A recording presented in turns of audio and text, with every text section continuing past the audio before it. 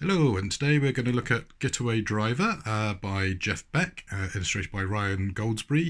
It might look similar in style to Fowers games, and that's because you'll notice Fowers, Beck and Goldsberry were, for example, responsible for Now Boarding, and I believe he was also involved with The Fugitive as well, which sort of ties in quite nicely to the Getaway Driver. Now, the Getaway Driver is a sort of Italian job style game, ideally 2 players, although I think there is a variant for 1 and 4 players. Plays up to 45 minutes, ages 12 and up, and basically one of you is the robber trying to get away and one of you is the police trying to hunt the getaway driver down. Now, on opening up the box, we've got the rule book, round reference cards, a pursuit meter, some stickers, some more stickers. Not sure how many of these are Kickstarter extras versus what actually comes with the game. Some cards, a bag, some baggies, some tiles, and some cute wooden meeples for the stickers. And there's quite a few tiles, and these tiles are nice, decent thickness, and these are going to be your cityscape that you're escaping across with your various little meeply bits. If I remember correctly, the Getaway Driver is the red one, but we'll find out when I have a look at the rulebook. Now, the 2 main tiles you're going to have, obviously, is the start tile, start the chase, and escape town, which is obviously where you finally get away. But in the meantime, you're going to have to weave your way through all these various bits. You'll notice there's traffic lights with red, amber, and if I move it over, there you go, green.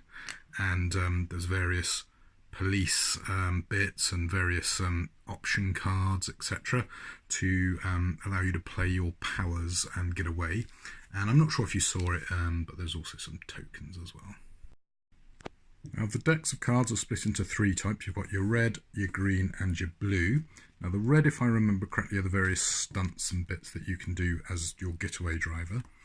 The green, I think, are upgrades for the police. And then the blue are sort of action cards that the police can play to cause problems for the driver. Now, the sort of extra pop-out train is pretty flimsy card and pretty unimpressive, to be honest, but you know, it's a nice little extra, I guess. Now, we've got out the little police badges, the pursuit tracker, some loot bags, some barriers, a motorbike, I think, is it 3 different escape cars, your police cars, your armoured car and your helicopter, and then obviously the stickers to apply, which I'm going to do now. As you can see, the bags look really nice with the stickers, although there's not enough stickers to do both sides. The gold badges with the blue looks okay. I did try putting the helicopter and the motorbike on, and as you can see, I took it off. Just doesn't look very good. I'm tempted to give the barriers a go, but I think the vehicles actually I might just not bother with. It just doesn't seem to actually improve the look, and as it says, sticker sheet is totally optional. The hazard markers on the barriers and the stickers on the bags work really well. The gold police badges, not so convinced, and the vehicles just look fine as they are, I think. Well, moving on from these, you may notice I've de-stickered the police things. I think only the bags actually look any good with the stickers on. If we look at the round reference, the police expand the search area, driver makes their escape, the police close the net, and then when we reveal tiles, red light, amber light, green light, hazard token, stash token, and police indicators are all triggered when you actually reveal tiles. So, for example, here we got a red light, so place a hazard token, and then we've got various means of escaping that.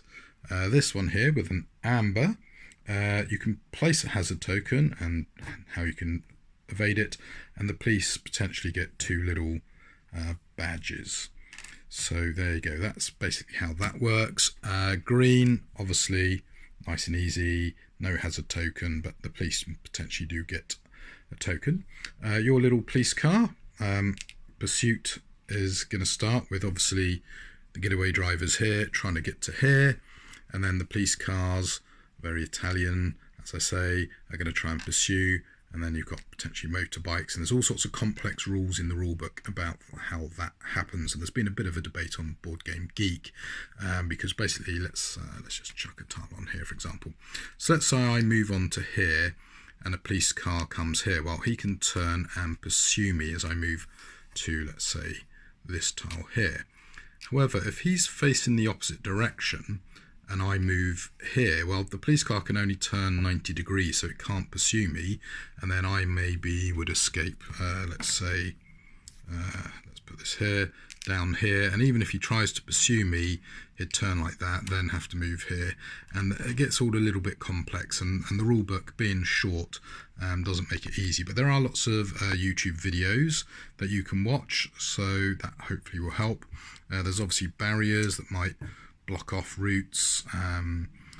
Obviously there's stash that we might want to pick up because we're trying to grab stash and get out of here. So yeah, that would be good. And one of the big beefs I have with a lot of modern board games is the boxes are perfect for shipping the goods, but when it actually comes to getting the game back in the box, it's not always that easy. And this, I think, fits. Oh, bags popped open. This fits into one of those sort of territory where, you know, am I going to get the box sealed? The box could be a tiny bit bigger. There's no reason for it to be quite as small as it is.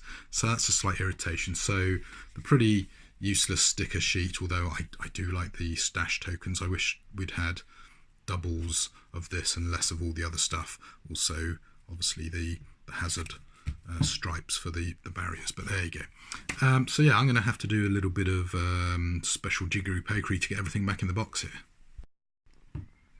Well, with a little bit of fiddling, everything does go back in the box, but as I say, it's a little bit fiddlier than it needs to be. The box, I don't know, 5-10 mil bigger probably would be fine.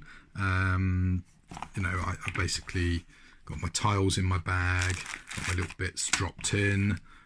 Yay for the baggies for the cards, well done there. I've got the 2 key tiles kept separate, so you know, obviously that one definitely needs to be, that one can get mixed in a bit later on, and then the reference sheet right at the bottom. But of course the problem then is you've got to tip everything out the bag to play a game, which is not ideal, and then you've got to get through the process of carefully putting everything back in, so you know, when you come to box it away, it all goes back together and happy days.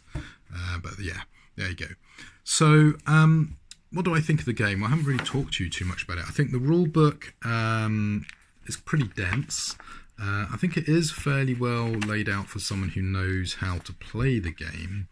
But if you're learning the game, yeah, it's possibly a bit too dense because they've gone with this small box format. This is a small rule book. Page-wise, though, it's not a huge amount of pages. What is it? 23, 24 pages. So not a particularly dense rule book. The box is too small. The components are pretty good quality. The stickers are optional, and it's just a shame they're not slightly better and therefore more usable. But yeah, it's not a bad little fun game. I need to go back through and remind myself how to play. Now, thankfully, there is, as it says here, an uproariousgames.com Getaway driver page where there is a very good how to play video. So I'm not going to do a particularly big playthrough, but if you like, you know, fugitive, nail boarding, I think you're probably going to like Getaway Driver. It's in that sort of mould where it's a small, cheap, fun, fast-playing game. So there you go. That was just a quick peek at Getaway Driver, which is arriving with Kickstarter backers as I speak.